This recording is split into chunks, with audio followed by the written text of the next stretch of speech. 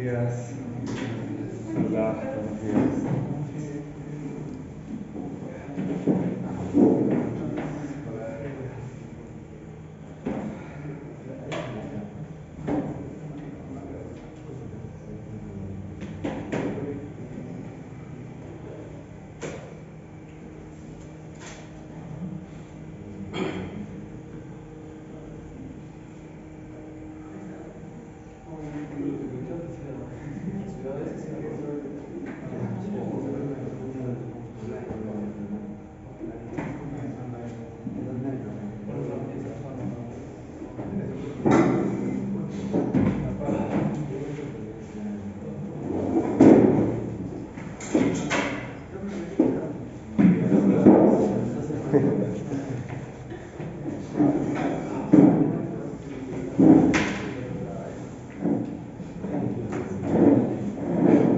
Buenos días.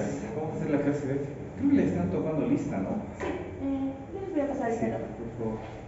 Todos los días están pasando al grupo de profesores una lista de su asistencia. Parece que no vienen. ¿Cuántos son en su rotación? En total? 20. No sé. 4, 6, 8, 11. 11. La mitad más uno. O sea, hay quórum. Hay quórum para hacer la clase. Bueno, la hernia diafragmática congénita es una de las patologías más difíciles de tratar en cirugía pediátrica. Congénita es más difícil de tratar en cirugía pediátrica. Tiene una alta mortalidad. Tiene una alta mortalidad. No me presento, soy el doctor Cruz, soy cirujano pediatra, epidemiólogo también. Bueno, entonces les decía, tiene una alta mortalidad. Muchos consideran que no debería llamarse hernia diafragmática congénita, sino hipoplasia pulmonar, hipertensión pulmonar más hernia diafragmática congénita. Porque en realidad el problema de estos bebés no es realmente el defecto, o sea, el orificio en el diafragma, el hueco en el diafragma, sino es la hipoplasia pulmonar que se deriva del ascenso de las asas y de ese espacio que no tiene el pulmón para desarrollarse. Entonces, el problema de estos bebés es la hipertensión pulmonar, la hipoplasia pulmonar. ¿Y qué hace esto también? Que no sea una emergencia quirúrgica, porque si uno opera de emergencia, no va a resolver la hipoplasia pulmonar, ¿no? No es que ese pulmón, digamos, reducir significa poner en su lugar, reducimos las masas intestinales, el pulmón va a tener un espacio, pero no es que se va a insuflar, porque ese pulmón es hipoplásico. Es como un hígado, ¿me entienden? ¿Se entiende? O sea, es un órgano sólido, no es un órgano hueco, como el pulmón bien desarrollado. O sea, no se puede insuflar, está colapsado ese pulmón. No tiene ramificación bronquial, no tiene, los vasos están con hiperplasia de la muscular. Entonces, ¿se entiende la idea? No es que operando a este paciente de emergencia, el pulmón se va a expandir y va a tener buen intercambio gaseoso. No. El único pulmón que tiene este bebé para hacer intercambio gaseoso es el derecho. Y esto, porque el derecho, como ven, también está desplazado. Entonces, ese es el problema con estos bebitos. La mortalidad está entre un 30, un 40, 50% de los casos de hernia diafragmática. Considerando atresia esofágica, que está un 10, 12%, gastrosquisis, un 5, 6%. Tiene una alta mortalidad. Bueno, estos son los objetivos, los puntos que vamos a ver. Entonces, ¿qué es la hernia diafragmática congénita? Consiste en un desarrollo incompleto del diafragma, solamente del lado izquierdo, que resulta en la herniación de las vísceras hacia la cavidad torácica, ¿no? Es distinta de la hernia yatal, del hiato esofágico, y de la eventración. En la eventración no hay un orificio en sí, sino es una debilidad de la pared del diafragma, que hace que las asas también ocupen espacio en el tórax. Pues una cosa es eventración y otra cosa es hernia diafragmática. Por supuesto, la hernia diafragmática congénita tiene un desenlace peor. Un poco sobre epidemiología. Tenemos que ver que Existen hernias diafragmáticas en general, ¿no? Anteriores y posteriores. Dentro de las posteriores, la más frecuente es la posterolateral. Las posterolaterales, ambas se llaman Bogdalek. Solo que la izquierda es mucho más frecuente. ¿Okay? También hay hernias diafragmáticas anteriores. La anterior derecha se llama Morgagni. A veces preguntan nombres propios. La hernia anterior derecha es Morgagni. También, como ven, hay hernias centrales, hernia del hiato esofágico. Y bueno, estos son los orificios que tiene el diafragma. Orificios normales. Bueno, entonces la posterolateral izquierda, dentro de las posteriores, es la más frecuente. Comparándola con la anterior, sí, las posteriores también son más frecuentes. La posterolateral izquierda es la más frecuente de todas. Bueno, la prevalencia es 2,3 por cada 10.000 recién nacidos vivos. Entonces, no es tan infrecuente tampoco. El 60% de los casos sucede de forma aislada, o sea que no tiene otra malformación asociada. Pero un 40% de casos sí tiene otra malformación asociada. La mayoría, un poquito más de la mitad, sucede de forma aislada. El defecto congénito más asociado es la alteración cardíaca. Dentro de las malformaciones cardíacas tenemos congénitas cianóticas y acianóticas. Las acianóticas son las más frecuentes, CIA, CID, etc. Pero de las acianóticas también sucede esto que es falot, canal AB, transposición de grandes vasos. ¿Se imaginan una hernia diafragmática congénita, hipoplasia pulmonar y hipertensión pulmonar más transposición de grandes vasos? Es grave, ¿no? Es grave para el bebé. La mortalidad global es aproximadamente del 30 al 50%, ya lo habíamos dicho. La anterior sucede en 30% de casos y la posterior en 70%. Dentro de las posteriores, el 85% de este 70% son laterales izquierdas. Y los defectos genéticos más asociados no llegan a explicar ni siquiera el 3% de los casos. O sea, no intenten aquí no consideramos un defecto genético que es el causante del defecto diafragmático. ¿Okay? No es como en Hirschsprung, por ejemplo, que en 30-50% de los casos aislados tiene asociación con el gen RET, ¿no? Ese porcentaje sí es considerable, ¿no? Aquí no tenemos una explicación genética. Así que bueno, este dato es solamente se los he puesto porque es el gen más asociado. Siendo el más asociado no llega ni al 3%. ¿Okay? Bueno, aquí tienen una revisión si quieren ahondar más sobre estos datos. Es una revisión sistemática. Bueno, hay una clasificación de acuerdo al tamaño del defecto. Tenemos defectos del tipo A, B, C y D. El defecto del tipo A llega hasta un 10%, defecto del tipo B, menos de la mitad del diafragma. Estamos hablando de la mitad del diafragma, menos de la mitad del diafragma. En el defecto de tipo C es más de la mitad del diafragma y el defecto de tipo D ya es más del 90% de ese hemidiafragma. Está comprometido más del 90% de ese hemidiafragma. Entonces ya hablamos aquí de una agenesia diafragmática. Obviamente, conforme el defecto sea más grande, las asas van a ascender más hacia el tórax y va a haber más hipoplasia pulmonar, ¿no? Y otra cosa que cuando el defecto es más grande es más difícil de corregir, ¿no? Porque este defecto lo podemos cerrar, cierre primario, ¿no? En cambio, en este defecto quizás podríamos intentar un cierre primario, hacer un colgado. En el defecto C ya necesitamos un parche, una malla. Defecto de tipo D, definitivamente necesitamos. Pero conforme más grande sea el defecto, es más difícil de corregir. Sobre la embriología. Tenemos que hablar aquí de la embriología del pulmón y de la embriología del diafragma. ¿Okay? Bueno, hablaremos primero de la embriología del diafragma. En la octava semana se forma el diafragma a partir de 4 estructuras. Y de esas 4 estructuras hay que recordarlas. Tenemos el septum transverso, el mesenterio del esófago, o sea, del intestino anterior, tenemos la membrana pleuroperitoneal y el crecimiento hacia adentro de la pared, del músculo de la pared torácica. Entonces, membrana pleuroperitoneal, septum transverso, pared muscular torácica y el mesenterio del intestino anterior. De estas cuatro estructuras se forma el diafragma. En la octava semana, ¿no?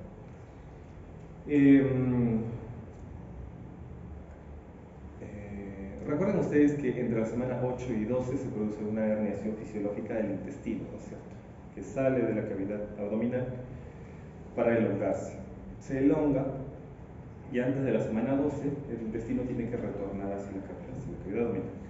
Tiene que rotar 90 grados primero y luego 180 grados, todo en sentido anterior.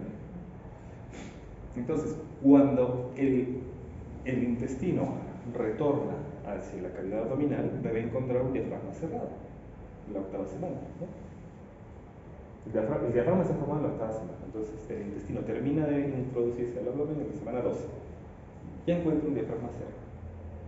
Pero ¿qué pasa si el diafragma está abierto en la semana 8? Va a ascender, el intestino rota, se introduce y asciende hacia la cavidad torácica. ¿Sí? La pared abdominal se tiene que cerrar. Y mientras tanto, ¿qué está haciendo el pulmón? ¿En qué estadio lo encuentra el pulmón? El pulmón tiene esas fases, ¿no? Embrionaria, pseudoglandular, canalicular, secular y alveolar. Entonces, entre la semana 5 y la 17 se produce la fase pseudoglandular. ¿Se dan cuenta? ¿Qué es eso? ¿Qué es la fase pseudoglandular? Es eso. El pulmón es una pseudoglándula. Tenemos células epiteliales, columnares, mesenquimatosas, ¿no? No ha habido bronquiolos respiratorios, no ha habido ramificación bronquiolar, no hay neumocitos tipo 1, tipo 2. ¿Se entiende la idea? Entonces, en la semana 12 regresan las asas intestinales a la cavidad abdominal.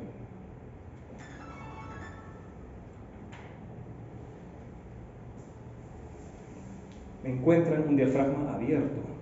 Y ese diafragma abierto permite que las asas suban al tórax. Y en el tórax se encuentra con un pulmón que está en fase temprana de desarrollo, en fase pseudoglandular. Y eso limita el desarrollo del pulmón. Entonces ya no hay ramificación, ya no hay formación de canalículos, ya no hay formación de la membrana respiratoria entre la 24 y la 38. Ese es el problema. Bueno, un poquito más de la formación del diafragma. ¿Qué alteraciones hay secundarias a ese ascenso de las asas intestinales hacia el tórax, ¿no? Vamos con el pulmón. En el pulmón, en el parénquima pulmonar hay una detención en la ramificación de la vía aérea. O sea, la vía aérea no se ramifica. El pulmón derecho sigue desarrollándose, pero el pulmón izquierdo se detiene en su desarrollo. Por supuesto, si es del lado derecho, puede haber bilaterales también, en un 5 a 10% de casos puede ser peor aún. Pero bueno, entonces, ¿qué sucede? Las asas intestinales ocupan espacio en el tórax y evitan que el pulmón, ¿sí?, haga ramificación de la vía aérea. ¿Qué más? Como no hay ramificación de la vía aérea, no se forma la parte terminal de esa vía aérea, que es el alveolo. Entonces disminuye la masa alveolar. Entonces tiene menor superficie de intercambio gaseoso.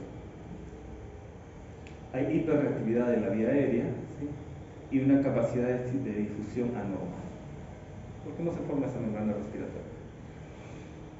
¿Qué sucede en la vasculatura pulmonar? Igual, hay una detención en la ramificación arterial. ¿Qué más? Disminución de los capilares alveolares. Engrosamiento del músculo liso vascular. Entonces, el músculo liso, encima que no sea ramificado adecuadamente, tiene más músculo. Tiene más músculo, está más duro, hace más resistencia al paso de la sangre, entonces hay hipertensión. Y hay poca respuesta vascular, es más, o sea, encima que está tiene más musculatura, lisa, tiene poca respuesta vascular, entonces no se vasodilata. ¿Qué más? Y en el corazón también hay alteraciones, porque si el defecto diafragmático es grande, va a haber compresión del lado izquierdo, va a haber aumento de las malformaciones cardíacas en general, ¿no? Disfunción biventricular, incremento de la presión del lado derecho, incremento de la presión de la arteria pulmonar del ventrículo derecho. ¿Por qué? Porque hay hipoplasia pulmonar, hay más resistencia en esos vasos pulmonares. Alteración de la energética miocárdica, bueno, habrá un mayor consumo de energía para la contracción, ¿no? Y desplazamiento del medio. Puede haber hipoplasia en las cavidades izquierdas también, o sea, hipertensión en las cavidades derechas e hipoplasia en las cavidades izquierdas, y desplazamiento mediastino. Entonces, hay muchas alteraciones secundarias a ese ascenso de las asas. Bueno, sobre esta imagen se las pongo aquí porque deben recordar que en la vida fetal, en la vida intrauterina, la irrigación pulmonar, la circulación pulmonar fetal, tiene un bajo flujo y alta resistencia. Bajo flujo y alta resistencia. ¿Alta resistencia para qué? Para que el intercambio, para que la sangre se derive principalmente a la placenta, que es donde se va a hacer el intercambio gaseoso. Mientras que cuando nace el bebé, tiene que haber un paso hacia una circulación pulmonar que sea de alto flujo y de baja resistencia. Todo lo contrario, ¿entienden? Entonces, este paso de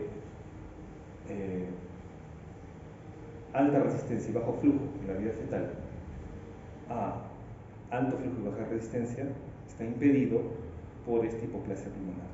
O sea, persiste la hipertensión pulmonar, persiste ese aumento de presiones pulmonares.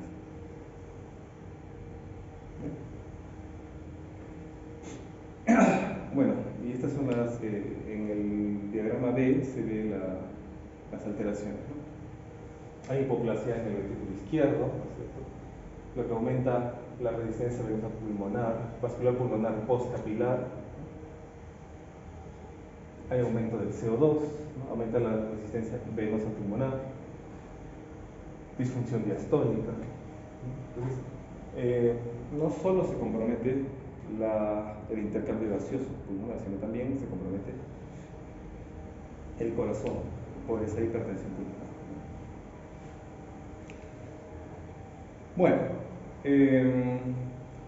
¿cómo diagnosticamos la hernia familiar congénita?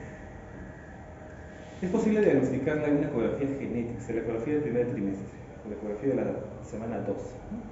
Pero la mayoría de casos se detecta en la ecografía del segundo trimestre. Claro, en el primer mundo, sí, más o menos se detecta el 50% de casos, porque tienen mejor rotación de la gestante. Mientras que en nuestro país pues, se detecta el 10-15% en casos de hernia diafragmática. La mayoría de bebés nacen, tienen dificultad respiratoria, la clínica de la que estamos hablando, y en una radiografía se detecta. Pero es posible diagnosticarla en el primer trimestre. Y que podemos usar una ecografía y una resonancia magnética. Y que vamos a observar principalmente, vamos a observar asas intestinales en el tórax. Asas intestinales en el tórax. Observar el defecto diafragmático es difícil por ecografía, pero sí se puede medir en resonancia magnética. El defecto diafragmático se puede medir en resonancia magnética. Entonces, aquí nos da algunos datos, ¿no? ¿Qué podemos ver por ecografía? Si hay hernia o no y de qué lado es, ¿no? El tipo de hernia, derecho, izquierdo, anterior, posterior. El contenido que hay en la hernia, ¿sí? O sea, qué contenido está ascendiendo hacia el tórax. Si hay un saco herniario, El índice pulmón-cabeza, que ahorita vamos a hablar, que es importante. Otras anomalías, por supuesto, congénitas, ¿no? Cardíacas, anorrectales, de las extremidades. El tamaño de la vena yugular. ¿Por qué es importante ver el contenido de la hernia? Porque el solo hecho de que el hígado ascienda, es un factor de mal pronóstico. Entonces el contenido de la hernia es importante, ¿ya? ¿Y qué podemos ver por resonancia magnética? Podemos ver más cosas. El defecto del o sea, todo esto podemos verlo, pero también podemos ver el tamaño del defecto. Qué tan grande es ese orificio en el diafragma, ¿no? Hola, pasa. Si hay saco herniario, el volumen pulmonar total fetal lung volume. Pero el volumen pulmonar total lo medimos del pulmón que no está afectado, o sea, el pulmón sano. La mayoría de las hernias son izquierdas. ¿De qué lado vamos a medir el volumen pulmonar total? Del lado derecho. Entonces, mientras más volumen pulmonar total tenga, obviamente mejor, ¿cierto? La herniación del hígado también se puede ver por ecografía, ¿no? Y el porcentaje de la herniación del hígado. Otras anomalías, y se hace resonancia magnética para hacer un procedimiento que se llama feto. Es una fetoscopía, oclusión traqueal fetoscópica. Es un tratamiento intrauterino para la hernia reumática congénita. Y el acceso, bueno, entonces se tiene que hacer la resonancia magnética para ver si es que tenemos acceso a la vía aérea, para planificar este procedimiento, ¿no? Bueno, tienen la leyenda. Entonces estas son unas ecografía y resonancia, ¿no? En esta ecografía, por ejemplo, en el A, se puede ver, es un corte transversal, ¿sí? Se ven las cámaras cardíacas, que no se ve. En A,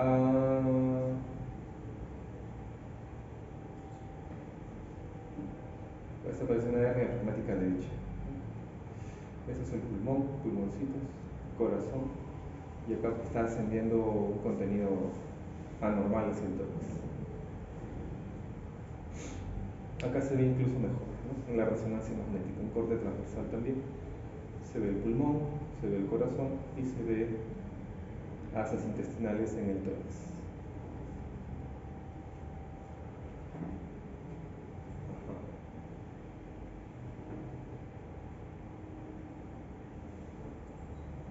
Esta es una hernia reumática derecha, ¿no?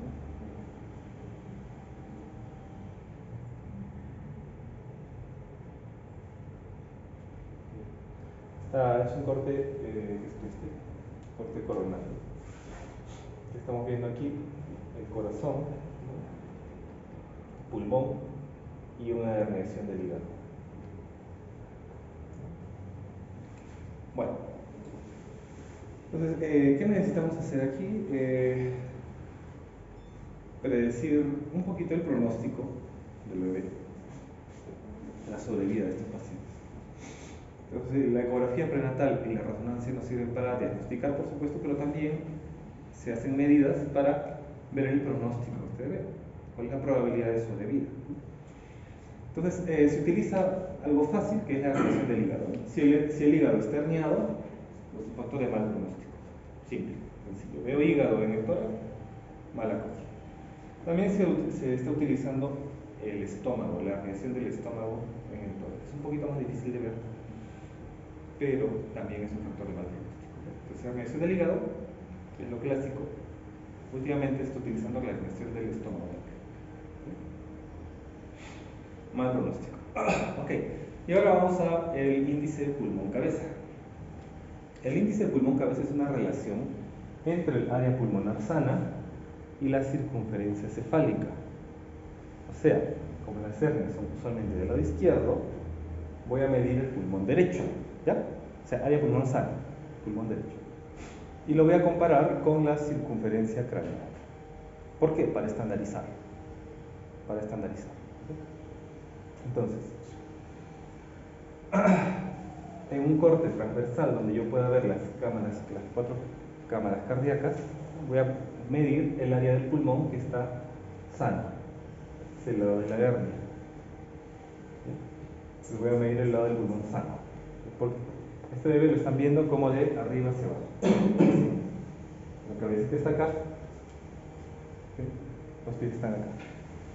Por eso es la hernia del lado izquierdo, ¿no? ¿Se entiende? ¿Sí? Hernia del lado izquierdo, están viendo así, bueno, entonces acá están las intestinales, no las han dibujado, pero las han puesto hernia inflamatoria congénita, ¿no? Y se ve el corazón desplazado hacia la derecha, ¿ya? Este es el pulmón anormal, que no lo mido, difícil de medir porque es hipoplásico, está pequeño, está colapsado, no lo voy a medir. Lo que voy a medir es el pulmón sano. Lo que vendría es el pulmón sano, que es el lado derecho, ¿no?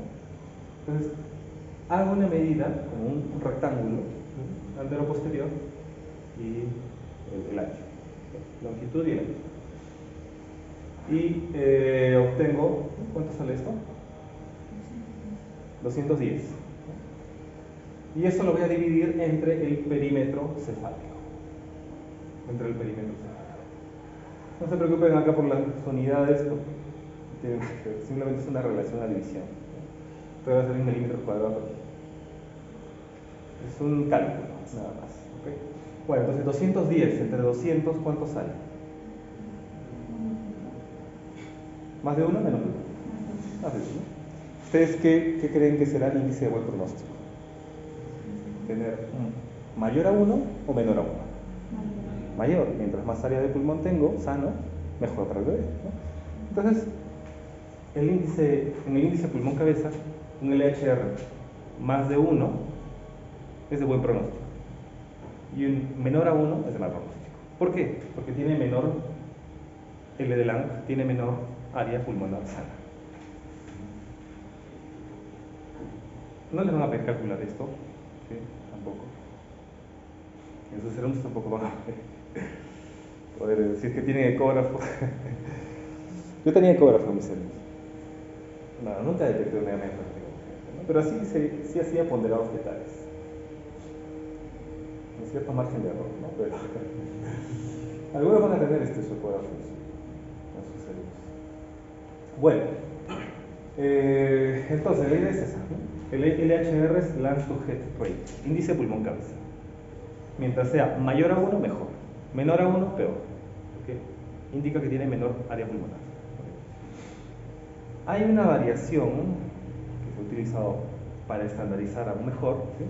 Que es el observado versus el esperado. Y esto se ve por una tabla, ¿no? Entonces este bebé tiene 28 semanas de gestación y su observado esperado debería ser de 1.5. Perdón, su esperado debería ser de 1.5, pero su observado es de 0.75. Entonces, ¿cuál es la relación del observado esperado? ¿Qué porcentaje? A ver, otra vez. En un bebé sano, la relación pulmón-cabeza para unas 28 semanas de gestación debería ser de 1.5. 1.5. Mejor de 2, ya. 2. En un bebé sano de 28 semanas debería ser de 2. Sin embargo, en el índice pulmón-cabeza de este bebé, que tiene hernia pragmática, estoy encontrando 0.5. ¿Qué porcentaje es ese 0.5 de ese 2? La cuarta parte, o sea, 25%. Esa es la relación observado esperado. Entonces, y ese observado esperado, cuando es menor del 25%, tiene una mortalidad altísima, del 70%, 70%. Alta. ¿Se dan cuenta? Solo es para que entiendan el concepto del observado esperado. Sigue siendo lo mismo. Mientras el LHR sea menor, mal. El LHR menor a 25, mal. Menor a 1, mal. ¿Sí? Solamente es una estandarización más. Nada más, no hay gran ciencia en eso. No es tan complicado. Y bueno, esto es lo que se está utilizando ahora, ¿no? Cuando el LHR observado esperado o /E es menor del 25%, la mortalidad es del 70%. Pero cuando el observado esperado es mayor del 40%, la mortalidad es del 20%. O sea, tiene mucha relación. Si predice mejor aún la mortalidad del bebé. Muy bien. ¿Qué otros factores de mal pronóstico están utilizando? Por supuesto, la malformación congénita grave, muy mal pronóstico. Mientras más pequeño, más prematuro, peor también. Es lógico, ¿no es cierto? Tiene una transposición de grandes vasos, mal. Tiene un drenaje venoso a nódulo pulmonar total, peor, mal. Eso es lógico. Si tiene una malformación sindrómica compleja, si tiene un Patton, Edwards, mal. Y ustedes dirán, pero si la hernia es derecha, entonces el hígado se va a subir. Entonces ya es de mal pronóstico. Sí. Solo por ser derecha ya es peor que una izquierda. ¿Bien? Muy bien. Ahora, habíamos dicho que en resonancia se puede medir el volumen pulmonar total, ¿no? O sea, se puede medir todo el volumen de manera tridimensional del pulmón que le queda, del pulmón sano, usualmente del lado derecho, usualmente del pulmón derecho, ¿no? Entonces se puede medir ese volumen pulmonar, ¿no? Y también se estandariza por un observado esperado, ¿no? Este bebé tiene de pulmón sano, no sé, unos 13 centímetros cúbicos, pero debería tener para su edad gestacional, bebé sano, 39. Entonces el observado esperado es la tercera parte, ¿no? O sea, el 33%. Igual, mientras menos volumen pulmonar total tenga, peor. ¿Sí? ¿Se entiende? Todas las medidas son del pulmón sano, ¿no? Todas las medidas son del pulmón sano, porque queremos predecir qué área de intercambio gaseoso le queda ese bebé. Bueno, entonces también cuando el observado esperado del volumen pulmonar total es menos del 35% por resonancia magnética, es malo. La herniación del estómago, también mal pronóstico. En la hernia diafragmática derecha, el observado esperado de LHR es menor del 50%, para que sea mal pronóstico. Entonces, cuando es del lado izquierdo, mi corte es 25%, o sea, soy más pesimista cuando es del lado derecho, ¿se entiende? Porque cuando es del lado izquierdo, me bajo hasta 25% para tener una mortalidad alta. Pero cuando es del lado derecho, es suficiente que llegue al 50% para que ya tenga una mortalidad. O sea, al final, lo mismo, la hernia derecha tiene peor pronóstico. ¿No? ¿Tienen alguna duda sobre esto? En resumen, mientras menos área pulmonar sana tenga, es malo para el bebé. Son maneras de decir lo mismo, de medirlo de manera distinta. Bueno, esto sí tienen que conocerlo bien, porque sobre esto hay bastantes preguntas. ¿Cuál es una característica común a los bebés que tienen malformación, que tienen esta malformación, que tienen hernia diafragmática congénita, que tienen dificultad respiratoria al nacer? ¿Y por qué tienen dificultad respiratoria? Porque tienen hipoplasia pulmonar, es decir, tienen poca membrana de intercambio gaseoso, ¿no? Membrana de intercambio gaseoso. Ahora, esta dificultad respiratoria es común a muchas malformaciones, muchas patologías, ¿no? Todas presentan lo mismo. Si tiene membrana hialina, que es muy prematuro, si tiene una neumonía congénita, si aspira meconio, ¿qué otra causa más de dificultad respiratoria conoce?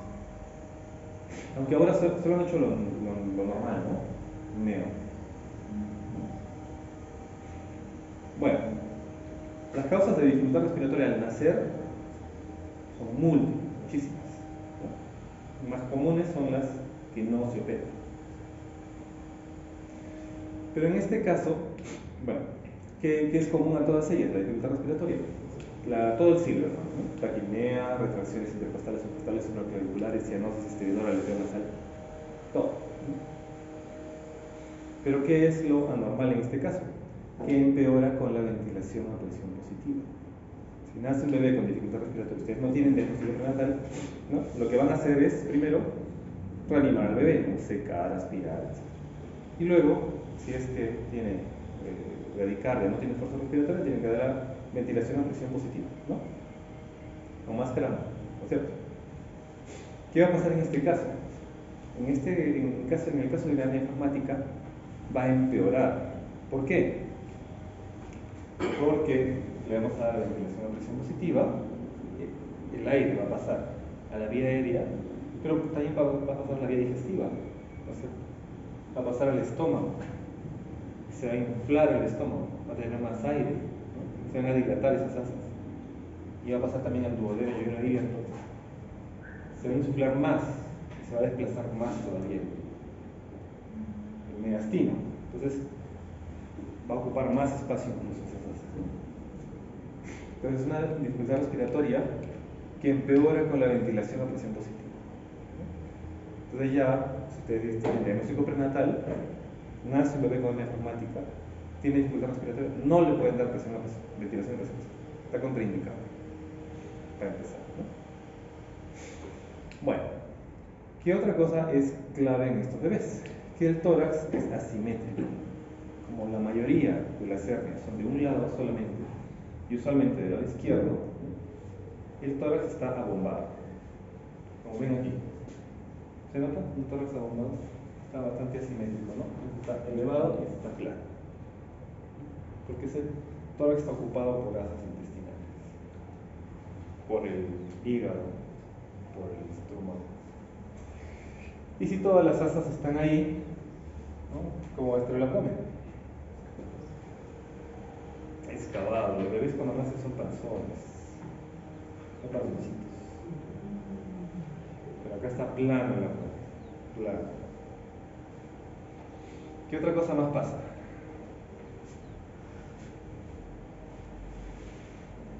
¿Qué van a encontrar en el hemitórax izquierdo si ustedes auscultan? Ruidos hidroaéreos. ¿Qué más? ¿En el abdomen encontrarán ruidos hidroaéreos? No. ¿Y el latido cardíaco dónde lo van a encontrar? ¿A la izquierda? No, a la derecha. Bien desplazado, bien desplazado. A veces se escucha en la línea axilar, media, o sea, bien lateralizado. Bien lateralizado. Entonces, esa es la clínica. Dificultad respiratoria grave, eso no es característico de los que pasa, pero que sí empeora con la ventilación a presión. Tórax asimétrico, abombado por la hernia y ruidos auscultables en el lado donde está la hernia. Ruidos cardíacos desplazados, abdomen excavado y ausencia de ruidos hidráulicos. En las preguntas del examen del ENAM residentado he visto que tratan de hacer la diferencia con atresia esofágica. Y en la atresia esofágica, ¿cuál es la característica clave? Cialorrea, babeo, hipersalivación, lo dicen de muchas maneras, pero es eso, el bebé se ahoga en su saliva, se ahoga en su saliva. Y además no tiene nada de esto, excepto que en la 1 y la 2 podría haber un abdomen excavado, o sea, atresia esofágica tipo 1, tipo 2, A y B, podría haber un abdomen excavado. Pero los ruidos hidroaéreos en el tórax y el desplazamiento de una hernia diafragmática. Bueno,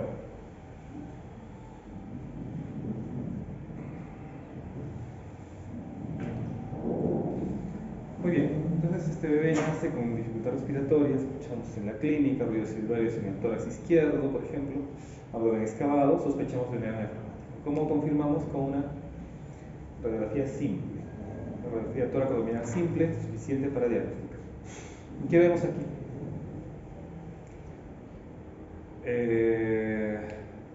¿Qué sería esto de aquí? Esta pequeña área, ¿qué sería? Seno costodiafragmático derecho, ¿no? Es una pequeña área de pulmón que le queda al bebé, que al menos aparece en la red. Bueno, lo que vemos aquí es esta imagen radiopaca, es el hígado. Se ve bien, se ve bien. ¿Qué vemos? Ausencia o disminución de aire en el abdomen. Pero vemos que el tórax está lleno de unas imágenes radiolúcidas, ¿sí? como burbujas. Está ocupado todo ese tórax izquierdo. ¿Qué más? ¿Dónde está el corazón? Este es el corazón. Miren qué tan desplazado está el corazón. Toda esta imagen radiopaca es el corazón. Este es el corazón. Todo el mediastino, miren hasta dónde se encuentra.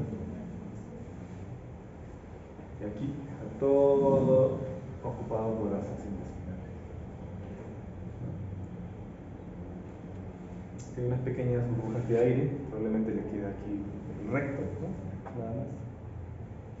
A veces se asciende todo, o sea, se asciende el vaso, estómago, intestino delgado, intestino grueso, parte del hígado. Pues, ¿qué le queda al bebé? La junta es el esófago, una parte está el estómago y el recto. Colon descendente y el recto. Sí, de verdad, así mismo se encontró. Bueno, y acá ven otra radiografía de lo mismo.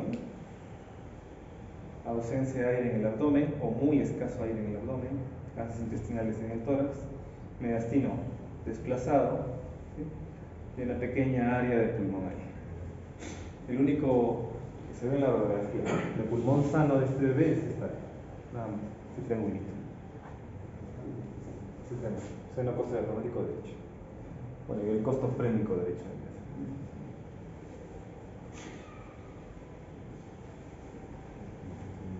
Bueno, entonces vamos a pasar ahora al manejo. Esta es una de las pocas patologías que tienen un procedimiento intrauterino. Es decir, que por medicina fetal se puede tratar. Y que tiene evidencia al respecto. Hay 2 ensayos clínicos del New England publicados en el 2018. Sobre este tema. Entonces, está probado, tiene evidencia científica, tiene evidencia por ensayos clínicos, que es útil, que salva vidas. ¿Deberíamos hacerlo? Deberíamos hacerlo, sí. ¿Y en qué consiste? Que in útero se coloca un balón intratraqueal. ¿Sí? Por endoscopia se coloca un balón intratraqueal por la vía aérea, por la boca, dentro de la vía aérea, y se coloca un balón que va a obstruir la tráquea. Obstruye la tráquea, obstruye la luz. ¿Y eso qué hace? Hace que la presión dentro de ese bronquio principal aumente. La secreción que hay dentro de ese epitelio pulmonar hace que se ramifique, que continúe el desarrollo de ese pulmón. O sea, este tratamiento está hecho para evitar la hipoplasia pulmonar. Entonces acá, como dice, se coloca un balón traqueal a las 28 semanas por fetoscopía. Pero eso es fetoscopic endoluminal tracheal occlusion. De ahí viene feto. Se coloca el balón a las 28 semanas, se infla, obstruye la luz de la tráquea y se retira a las 34 semanas. Entonces, ¿cómo es el mecanismo de acción? La distensión del tejido pulmonar debido a la retención de líquido secretado favorece la ramificación y proliferación de las células pulmonares. Entonces, favorece el desarrollo de ese pulmón.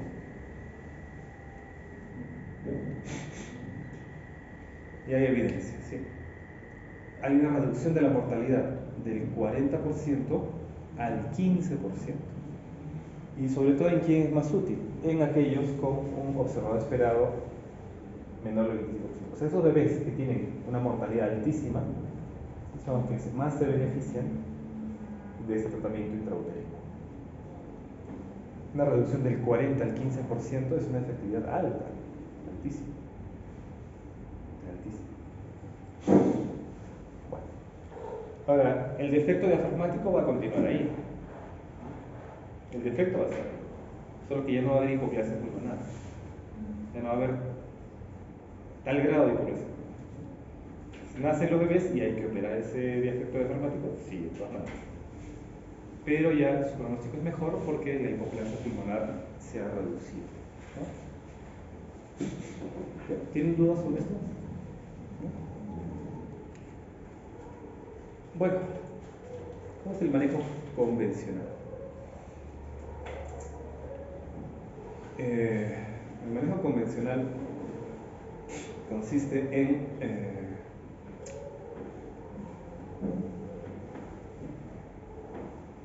cuando nace el bebé, y si se tiene un diagnóstico prenatal, ¿no? Lo ideal, no se puede dar ventilación a presión positiva, se tiene que intubar. Nace y se intuba y pasa a UCI neonatal. Como ven aquí, este bebé está poliinvadido. Se coloca una sonda nasogástrica u orogástrica para descomprimir las asas intestinales. Si descomprime las asas intestinales, aliviarás un poquito esa expansión dentro del tórax, ¿no? Tiene que estar intubado, como ven ahí. Se coloca su monitor cardíaco, se coloca un pulso oxímetro en el lado derecho y se coloca un pulso oxímetro en el lado izquierdo. ¿Por qué?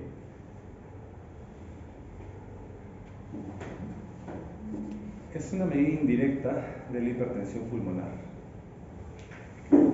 Recuerden que aquí hay el corazón tiene, bueno, entre la arteria tronco de la pulmonar y el callado aórtico hay un conducto ¿qué se llama? Arterioso, ¿no es cierto? El conducto arterioso. Lo normal es que pase la sangre de un lado de mayor presión a menor presión, ¿no? Que pase de la aorta a la pulmonar, ¿no es cierto? Es lo normal. Pero ¿qué pasa si hay hipertensión pulmonar? La sangre va a pasar de la arteria pulmonar, sangre que no está oxigenada todavía, va a pasar a la aorta, ¿no? ¿Sí? ¿Y eso qué va a hacer? Que haya un shunt, que esa sangre que va a la aorta, pues esté menos oxigenada, porque se está mezclando con sangre que no está oxigenada, de la sangre de la pulmonar, ¿no? Bueno, este conducto arterioso sale después del tronco brachiocefálico derecho. ¿Ya? Entonces, la sangre que va del corazón al tronco brachiocefálico derecho no tiene ese shunt. La sangre que está después de ese conducto arterioso, de ese shunt, está menos oxigenada. Con lo cual, si hay una gran diferencia entre la saturación preductal, antes del conducto arterioso, de la postductal, ¿sí? Indirectamente estoy viendo una gran hipertensión pulmonar. ¿Entienden? Por eso se colocan dos. Entonces, en resumen, brazo derecho es preductal y todo el lado izquierdo es postductal. Pero referimos en la pierna izquierda. Bueno, este bebito ya está operado, por eso tiene un tubo de drenaje torácico. Bueno, ¿qué es lo ideal? Sí, pues que tenga un diagnóstico prenatal, ¿no? Que el parto sea por cesárea. Solamente los programamos entre las 37 y 38 semanas. Hay debate sobre eso. Preferimos que sea parto por cesárea, pero no, evidencia al respecto no tenemos, la verdad. Es como en gastrosquisis o falocelia. ¿Quiénes van a hacer el seminario? ¿A quién le toca? Seminario de gastrosquisis. ¿No? ¿Sí? Ah, usted. Bueno, si me preguntan a mí como cirujano pediatra cómo quiero que nazca un bebé con gastrosquisis, eviscerado, ¿no? Yo prefiero que sea por cesárea, ¿no? Pero que haya evidencia de que la mortalidad se reduce en estos bebés porque nacen por cesárea, no. Es un tema de debate, ¿ah? Hay revisiones sistemáticas con montones de gastrosquisis. ¿Están haciendo por cesárea o por parto? Bueno, ¿qué más? Hay que intubarlo cuando nace este bebé, ¿sí? Y no darle ventilación a presión positiva, ¿ok? Solo intubarlo directamente, colocarlo a su máquina. Tiene que tener nutrición parenteral, porque obviamente este bebé no se va a alimentar, no va a recibir leche materna, entonces tiene que tener un PIC. El PIC es un peripheral Peripheral Inserted Central Catheter. O sea, un catéter central de inserción periférica.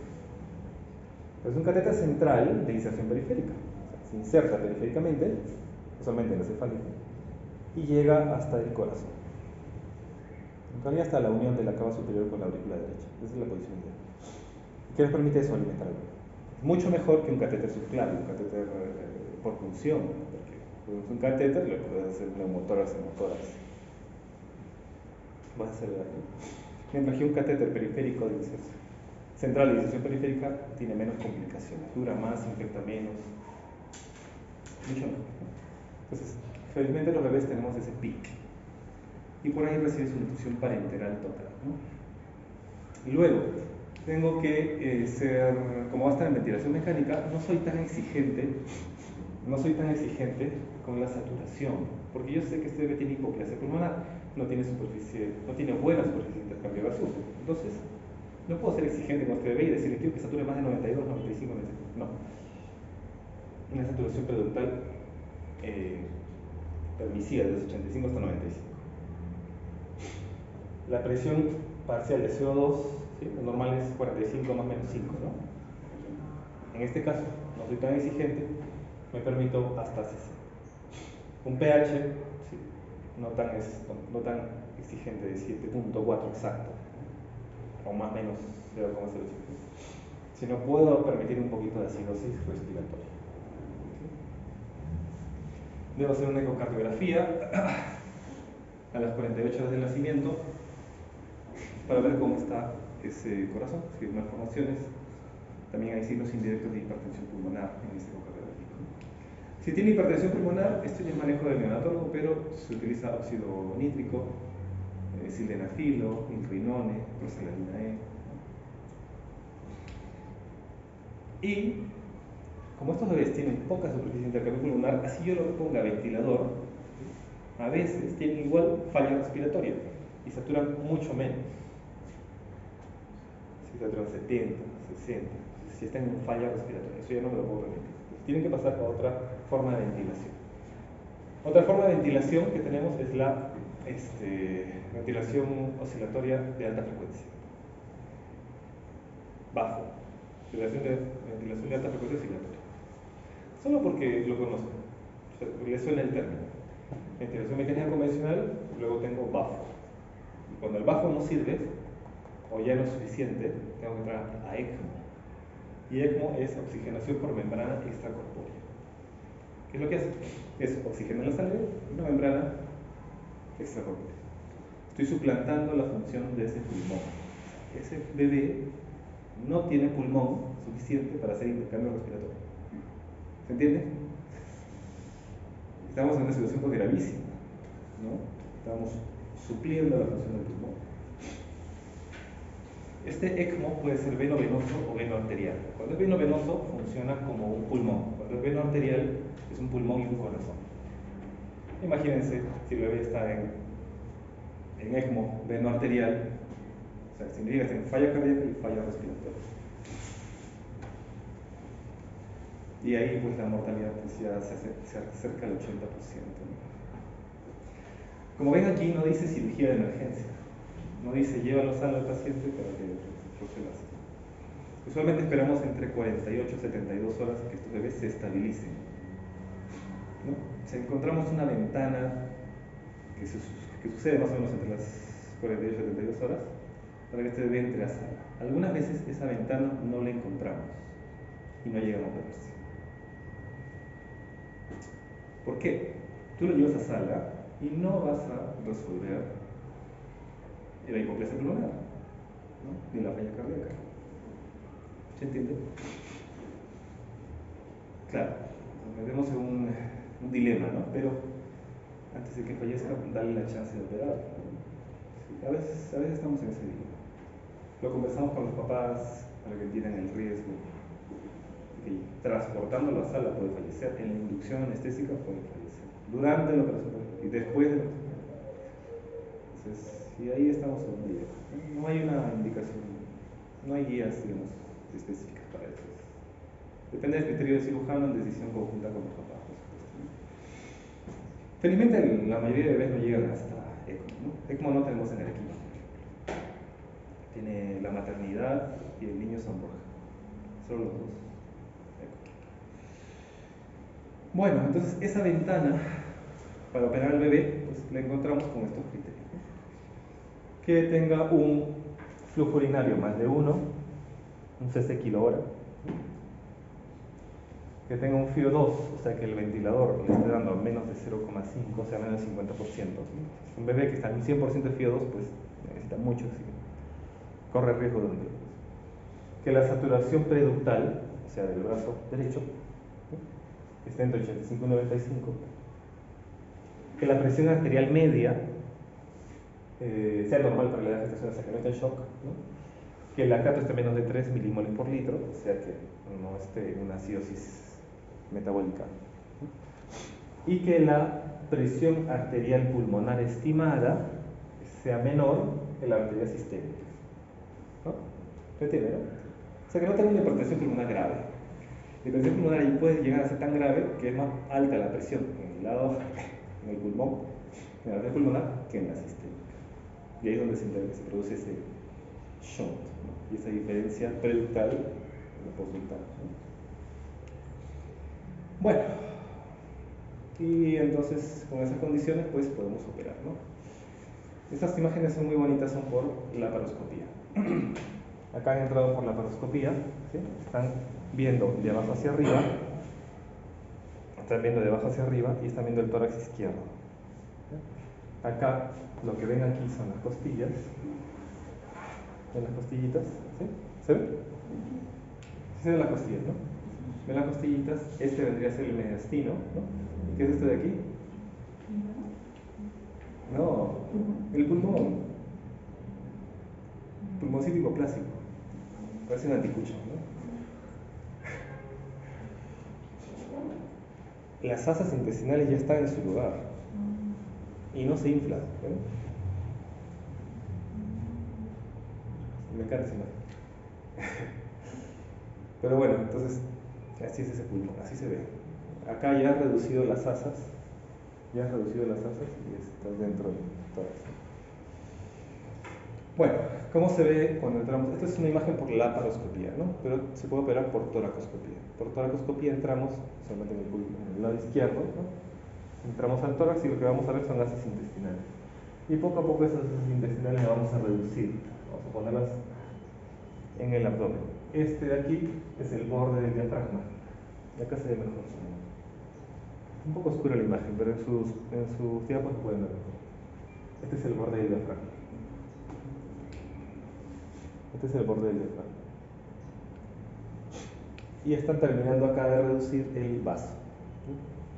Una vez que terminan de reducirlo, pues se sutura. Algunas veces el defecto es tan grande que tiene que colocar una malla. Esa es una malla de contacto visceral. Las mallas de contacto visceral, en realidad no es una malla, ¿no? No tiene orificios. Sí, por eso le dicen parche.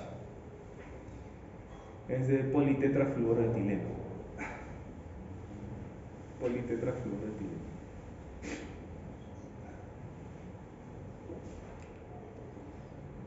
Bueno, esta es una imagen igual.